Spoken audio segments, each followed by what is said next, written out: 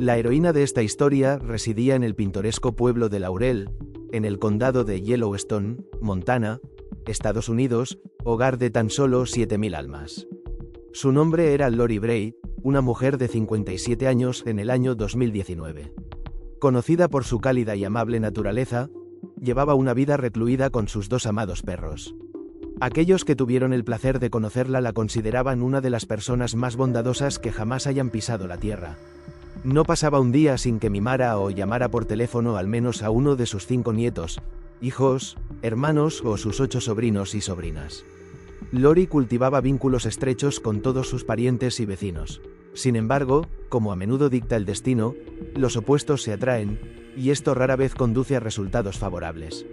Lori Bray trabajaba en un casino. El 30 de septiembre de 2019 era un día como cualquier otro. Completó su turno, cerró alrededor de la medianoche y se dirigió a casa. El 1 de octubre, se esperaba que la mujer se presentara a trabajar a las 8:30 de la mañana, pero nunca llegó. Era un hecho sin precedentes, y Lori necesitaba desesperadamente este trabajo. Su supervisora, Kathy, intentó comunicarse con ella por teléfono, pero fue en vano. La mujer no respondía a las llamadas. Decidida a descubrir la verdad, Kathy optó por investigar. Comenzó a dar vueltas por los alrededores del lugar de trabajo, con la esperanza de encontrarse con Lori. En el camino, en una carretera desierta, divisó un vehículo que tenía un sorprendente parecido con el automóvil de la mujer desaparecida, lo que le infundió una sensación de inquietud. La posición del automóvil y su ubicación eran peculiares. Estaba estacionado en un ángulo extraño, rodeado de nada más que campos.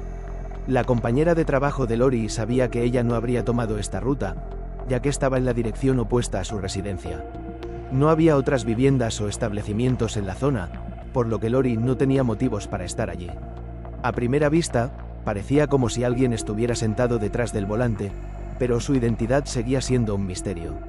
Kathy optó por no dar la alarma prematuramente ni molestar al dueño del vehículo. No del todo segura de que fuera el automóvil de Lori, se detuvo a una distancia razonable y marcó el número de Justin, el hijo de Lori. La mujer expresó su preocupación por la desaparición de la empleada. El joven respondió que no había recibido la habitual llamada matutina de su madre. Esto también era inusual y le causó una ligera preocupación. Poco antes, él mismo había intentado llamarla, pero el teléfono no respondía, ignorando tanto las llamadas como los mensajes. Justin luego se dirigió a la casa de su madre, solo para descubrir que su automóvil no estaba en su lugar habitual.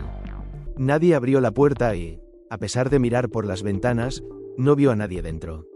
Se encontró con los perros de la mujer, que se comportaban de manera agitada. Alarmantemente, no habían sido alimentados. Lori adoraba demasiado a los animales como para descuidar a sus mascotas y dejarlos hambrientos. Había una sensación desalentadora de que su madre nunca había llegado a casa desde el trabajo. Era la única explicación para lo que descubrió.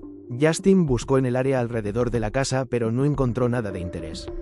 Usando su llave, entró en la propiedad. En el interior, encontró una cama hecha, desprovista de las pertenencias de su madre, y una tetera fría. Parecía que no había desayunado ni pasado la noche en su propia casa. A continuación, Justin llamó a Kathy, la supervisora de su madre, para informar de la ausencia de Lori. En su opinión, su madre no se había quedado en su casa esa noche. El joven sugirió que el automóvil con el que Kathy se había topado bien podría pertenecer a su madre y debería ser examinado. La conocida de la mujer desaparecida accedió a inspeccionar el vehículo y esperó la llegada de Justin. Cuando el joven llegó al lugar, se acercaron al automóvil en cuestión y notaron que estaba desocupado. Era un Chrysler del año 2003, sin llave. El hijo confirmó que sin duda era el automóvil de Lori. Abrieron la puerta y evaluaron visualmente el interior. Dentro, descubrieron el bolso de Lori y su teléfono móvil, que estaba encendido.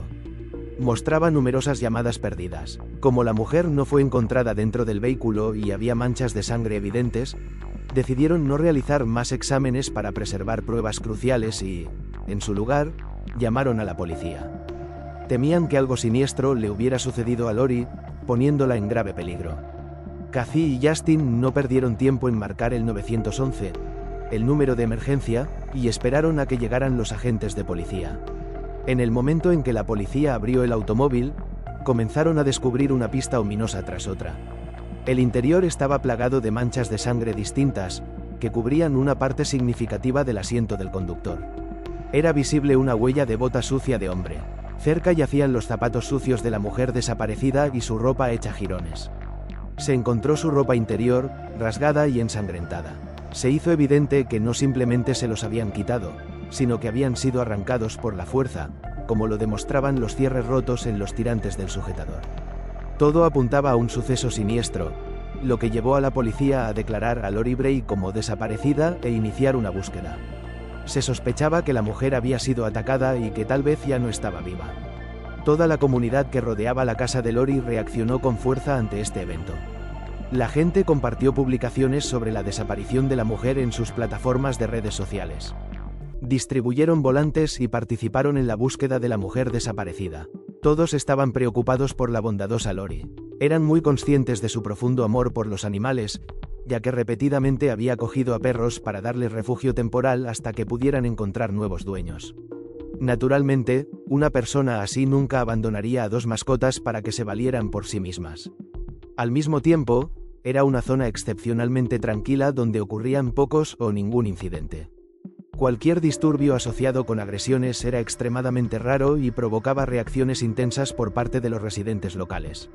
Los medios cubrieron el caso, esforzándose por atraer más atención sobre él y localizar a personas que pudieran tener el más mínimo conocimiento de los eventos que ocurrieron en esa fatídica noche. Sin embargo, nadie se presentó. Este incidente sacudió a la comunidad. La gente temía que un brutal y asesino maníaco aún merodeara entre ellos. Los residentes locales que conocían personalmente a Lori y que se vieron profundamente afectados por lo sucedido establecieron un fondo de asistencia para la familia de la mujer desaparecida y ayudaron a cuidar a los perros que quedaron sin dueño. El lugar donde se descubrió el automóvil de Lori era una vasta extensión de campos interminables. El área era fangosa y con mucha hierba, lo que hacía excepcionalmente difícil la búsqueda de cualquier evidencia o pista, complicando enormemente la investigación. La policía recibió un apoyo invaluable de los voluntarios que estaban preocupados por Lori y querían descubrir la verdad sobre su destino. Todos estaban de acuerdo en una cosa: los rastros ominosos indicaban que podría haberse producido una tragedia en el automóvil, algo que la mujer de 57 años claramente no merecía. Simplemente no podía haber tenido enemigos. Lori fue vista por última vez en el trabajo después de que cerrara el establecimiento donde estaba empleada. Más allá de eso, nadie podía decir con certeza dónde había estado la mujer. Como resultado, los agentes del orden público, junto con los voluntarios, peinaron el área alrededor del automóvil. Cuando más de 60 personas se embarcaron en esta misión alrededor de las 10 de la mañana, la policía descubrió simultáneamente que alrededor de la 1 de la madrugada, el sheriff local se había topado con el automóvil de Lori. Sin embargo, no realizó una inspección exhaustiva, simplemente verificó la matrícula en la base de datos. El Chrysler no figuraba como robado, por lo que simplemente se fue, sin notar las siniestras huellas en el interior en la oscuridad. Además, los funcionarios encargados de hacer cumplir la ley examinaron meticulosamente los registros telefónicos de la mujer, pero no pudieron descubrir ninguna llamada que generara sospechas. Los detectives solicitaron las imágenes de las cámaras de vigilancia del casino, pero tras un escrutinio, no pudieron discernir nada fuera de lo común. Se vio a la mujer realizando sus tareas diarias rutinarias, tal como lo haría cualquier otro día después de la conclusión de su turno de trabajo, antes de dirigirse tranquilamente a su casa. Los detectives hicieron esfuerzos para localizar a los testigos que estuvieron presentes en el casino ese día en particular y que podrían haber observado algo inusual. Realizaron entrevistas con los clientes que lograron identificar, pero ninguno de ellos pudo proporcionar información que pudiera ayudar en la investigación.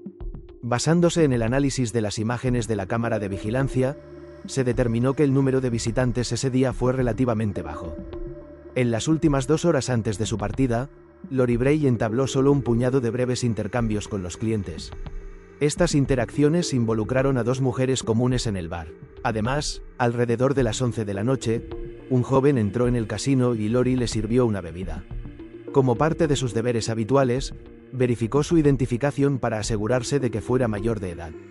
El joven se quedó hasta tarde, hasta que la ahora desaparecida mujer le hizo un gesto hacia el reloj, señalando que el establecimiento pronto cerraría y que era hora de que se fuera.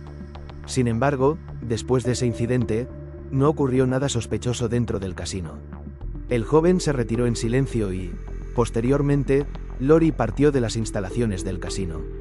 Los detectives luego centraron su atención en las imágenes captadas por la cámara de vigilancia exterior. Lori, con sus pertenencias, salió del casino, aseguró la puerta y entró en su vehículo poco después de la medianoche. Sin embargo, antes de hacerlo, tuvo una breve conversación con el mismo cliente que se había ido antes que ella. Tras su intercambio, el hombre desconocido se sentó en el lado del pasajero de su automóvil y los dos se alejaron juntos. No había otras personas presentes en la escena. La evidencia sugería firmemente que esta persona fue la última en ver a Lori antes de su desaparición, convirtiéndolo en un sospechoso grave. Los detectives ahora se enfrentaban a la tarea de establecer la identidad de este individuo. Presentaron las imágenes de vigilancia a otros empleados del casino, así como a clientes habituales del establecimiento, y reconocieron al hombre como Diego Hernández, de 22 años. Los investigadores no perdieron tiempo en buscar al joven para interrogarlo. Los detectives lo ubicaron en su dirección registrada. El joven confirmó que, efectivamente, era la persona captada en las imágenes de la cámara de vigilancia. Según el relato de Diego, le había pedido a Lori que lo llevara, ya que se había quedado en el establecimiento durante un largo periodo y no tenía forma de llegar a casa. Estaba sin vehículo y la mujer había accedido a ayudarlo. Ella había llevado al cliente directamente a su casa, después de lo cual se había ido, y Diego luego había procedido a otra reunión para continuar su juerga. El joven afirmó no haber tenido más encuentros con ella. A pesar de la plausibilidad del relato de Hernández, la policía se desconcertó por los rasguños frescos visibles en sus manos y rostro. Los detectives preguntaron sobre el origen de estas lesiones. Después de todo, los rasguños se asemejaban a las heridas sufridas en un altercado físico y, en la experiencia de la policía, parecían sospechosos. Diego explicó que antes de su visita al casino, había estado involucrado en una pelea y posteriormente había tenido un enfrentamiento con uno de sus amigos, Nick. Mencionó que Nick llevaba un anillo con bordes afilados, lo que había causado las lesiones. El joven habló de manera tranquila y segura, respondiendo rápidamente a las preguntas de la policía sin dudarlo, lo que no levantó sospechas. Diego se mantuvo consistente en sus declaraciones y, a pesar de los intentos de los detectives por hacerlo tropezar, no pudieron hacerlo.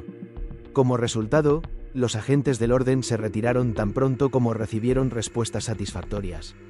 No obstante, era necesario investigar más a fondo a Diego, ya que no había otras pistas que seguir.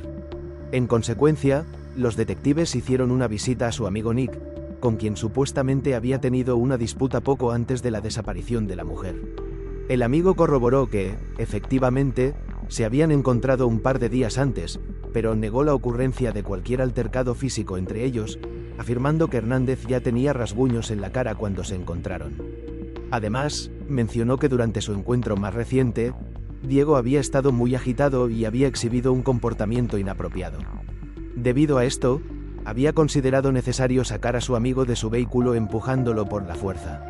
Los investigadores volvieron a examinar las imágenes de la cámara del casino, pero la calidad de la grabación era insuficiente para determinar de manera concluyente la presencia o ausencia de rasguños en el rostro del cliente sospechoso. Posteriormente, la policía logró descubrir información que indicaba que antes de su visita al casino, Hernández había estado en un bar. Obtuvieron las imágenes de la cámara de vigilancia de ese establecimiento, que resultaron ser de calidad superior. Las imágenes del bar permitieron determinar claramente que no había lesiones en su rostro en ese momento. Sin embargo, no fue posible establecer un vínculo directo entre esta información y la desaparición de Lori que respaldara una acusación específica.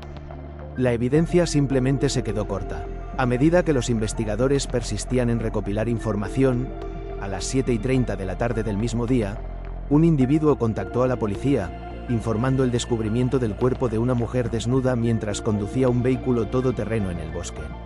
Los agentes de policía se dirigieron rápidamente al lugar indicado. Al llegar, los funcionarios encargados de hacer cumplir la ley pudieron identificar el cuerpo como el de la mujer desaparecida. El cuerpo fue encontrado tendido en una zanja, cubierto de barro, en posición fetal. Había múltiples lesiones visibles en el cuerpo, lo que indicaba que la víctima había sido sometida a una brutal paliza. La naturaleza de las lesiones sugería que el perpetrador había usado una piedra o había infligido metódicamente golpes sobre el cuerpo durante un periodo prolongado. El cuerpo de Lori fue descubierto a 3 kilómetros de su vehículo. Su cuerpo exhibía numerosas abrasiones, y su rostro había sufrido daños particularmente graves. El examen posterior realizado por expertos forenses reveló 2 costillas fracturadas y evidencia de estrangulamiento. A pesar de la ausencia de rastros detectables de fluido seminal masculino, había fuertes razones para creer que la mujer había sido agredida sexualmente. El crimen probablemente tuvo una motivación sexual. Además, era evidente que la fallecida no había sido asesinada en el lugar donde se encontró su cuerpo. Su cuerpo había sido transportado a ese lugar en un momento posterior, como lo evidenciaba la presencia de marcas de arrastre en su espalda y la ausencia de sangre en las inmediaciones. Era altamente probable que hubiera sido asesinada dentro de su propio vehículo, donde se descubrieron numerosas manchas de sangre, o en sus proximidades. Incluso los experimentados agentes de policía se quedaron profundamente conmocionados por la pura brutalidad con la que se había perpetrado el crimen. La extensión de las abrasiones, contusiones y fracturas superó cualquier cosa vista anteriormente en esta tranquila ciudad. Durante el examen del sitio donde se hizo el horroroso descubrimiento, los detectives se toparon con una huella de zapato distinta que correspondía a la huella encontrada dentro del vehículo. Este rastro tenía el potencial de servir como una pieza crucial de evidencia en el caso, y era imperativo compararlo con el calzado de Hernández, quien ya había despertado sospechas entre la policía. La autopsia del cuerpo reveló que la causa de la muerte de Lori fue estrangulamiento. Los expertos también determinaron que la mujer había sido salvajemente violada, basándose en la presencia de extensas rupturas. Se detectó ADN masculino perteneciente al perpetrador en su cuerpo. Los detectives persistieron en sus esfuerzos por verificar a fondo toda la información proporcionada por Hernández. Al analizar los datos relacionados con la ubicación del teléfono de la mujer fallecida, la policía descubrió que en realidad nunca había llegado a la residencia de Diego, lo que contradecía su afirmación anterior. Esta revelación expuso su relato como una falsedad descarada, lo que intensificó aún más la sospecha dirigida hacia Diego. Además, durante las entrevistas realizadas a los empleados de otro bar que Diego había visitado ese mismo día, los detectives se enteraron de que había hecho insinuaciones a los miembros del personal. El joven se había comportado de manera descarada e inapropiada, exigiendo insistentemente que lo llevaran a casa, pero todos los empleados habían rechazado sus solicitudes, lo que lo llevó a irse. El 4 de octubre, armados con la evidencia acumulada, los funcionarios encargados de hacer cumplir la ley obtuvieron una orden de registro para la residencia de Diego. Durante la búsqueda, se descubrió un par de zapatillas Nike, con una suela que se asemejaba mucho a la huella encontrada en la escena del crimen. Los investigadores tomaron nota de que los zapatos habían sido sometidos recientemente a una limpieza exhaustiva y los enviaron rápidamente al laboratorio para un examen minucioso. El análisis reveló que la impresión dejada por estas zapatillas coincidía exactamente con la detectada dentro del vehículo de Lori y en las proximidades de su cuerpo. Además, se recuperaron prendas de vestir que tenían un sorprendente parecido con las que Hernández usaba en el bar y en el casino el día de la desaparición de la mujer asesinada. Sin embargo, era evidente que las prendas habían sido sometidas a un lavado extenso y limpieza con detergente. Las prendas de vestir también se sometieron a un examen forense, y los investigadores albergaban sospechas de que podrían haber persistido rastros de sangre o evidencia de ADN a pesar de los esfuerzos de limpieza exhaustivos. Lamentablemente, el intenso proceso de limpieza en seco había eliminado efectivamente cualquier rastro detectable. Al escudriñar los registros telefónicos de Diego, la policía descubrió una serie de consultas de búsqueda sospechosas realizadas la noche en cuestión, que incluían frases como ¿cuánto tiempo lleva una investigación? Y ¿cuándo intervienen los agentes del FBI en una investigación? Mientras tanto, Diego fue llevado para un segundo interrogatorio, durante el cual se recolectó una muestra de ADN de él para facilitar la comparación con la muestra recuperada del cuerpo de Lori después de la agresión sexual.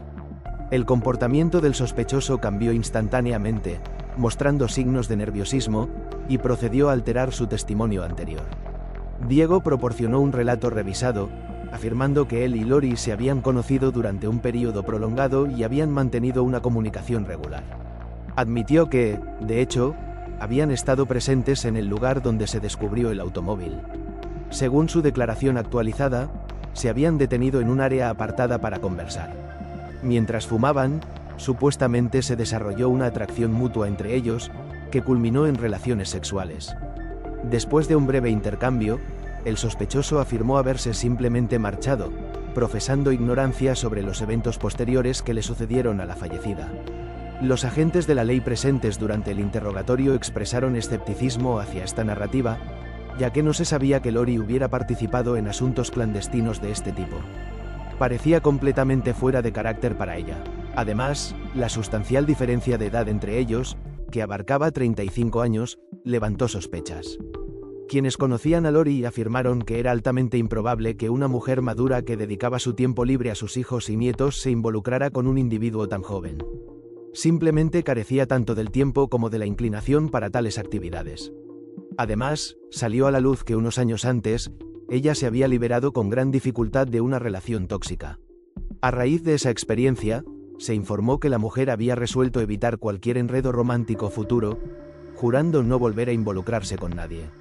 Sin embargo, incluso si hubiera existido una conexión íntima entre ellos, los detectives encontraron improbable que Diego partiera abruptamente inmediatamente después de su encuentro, dejando a la mujer sola en su vehículo en medio de un campo. Surgió entonces la pregunta de por qué no lo había llevado a casa, considerando la considerable distancia, y por qué no había regresado a su casa de inmediato. Después de todo, debía levantarse temprano a la mañana siguiente, pero Lori había optado por permanecer sentada en su automóvil. Los detectives albergaban la firme convicción de que Diego Hernández era el perpetrador detrás de este atroz crimen y, por lo tanto, persistieron en sus esfuerzos de investigación, acumulando un cuerpo de evidencia cada vez mayor. Al sentir que las paredes se cerraban, Hernández volvió a alterar su narrativa, afirmando que había estado involucrado en una relación con la mujer asesinada durante más de un año, pero habían optado por mantenerla oculta. Sin embargo, un examen exhaustivo de sus registros telefónicos expuso esta afirmación como una fabricación. La investigación no reveló evidencia de comunicación previa entre ellos, incluida la ausencia de llamadas, mensajes o cualquier forma de correspondencia. La total falta de un historial de llamadas y mensajes entre ellos era fundamentalmente incompatible con la noción de una relación romántica seria y duradera. Parecía que ni siquiera se habían conocido hasta esa fatídica noche.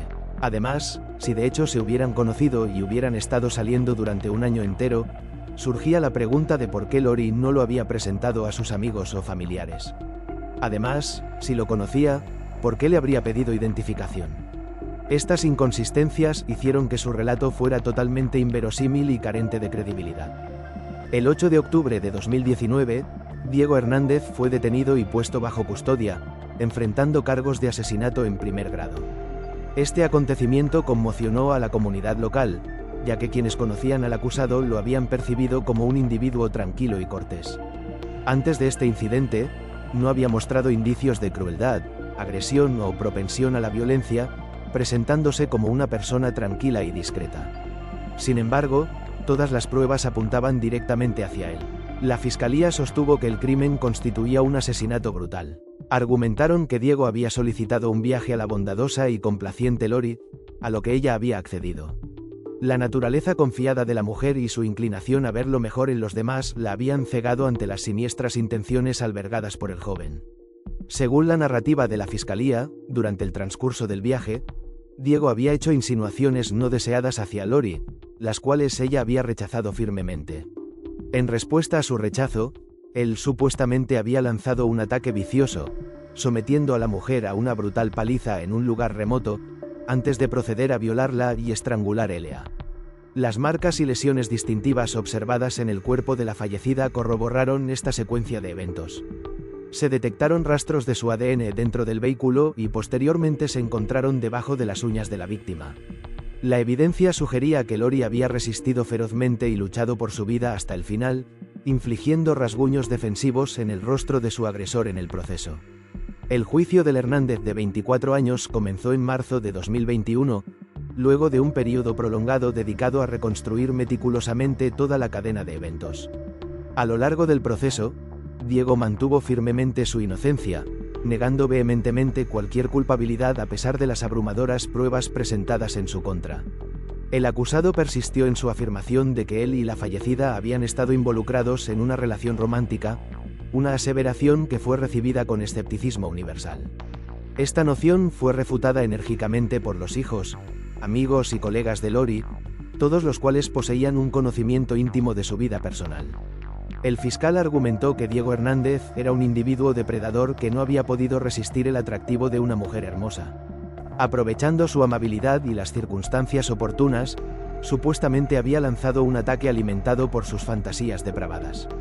El jurado deliberó sobre los materiales del caso durante aproximadamente 2 horas antes de llegar a un veredicto unánime, declarando a Hernández culpable de asesinato en primer grado. Las pruebas presentadas habían establecido claramente la naturaleza premeditada del crimen. A medida que se desarrollaba la fase de sentencia en la sala del tribunal, Diego Hernández emitió una declaración inesperada, reconociendo plenamente su culpabilidad. En este punto, fue condenado a cadena perpetua, con la posibilidad de libertad condicional solo después de cumplir un mínimo de 35 años. El brutal asesino actualmente permanece encarcelado en una prisión estatal de Montana. No olvides dejar tu opinión en los comentarios. Suscríbete al canal y dale me gusta a este vídeo. Hasta la próxima, amigos.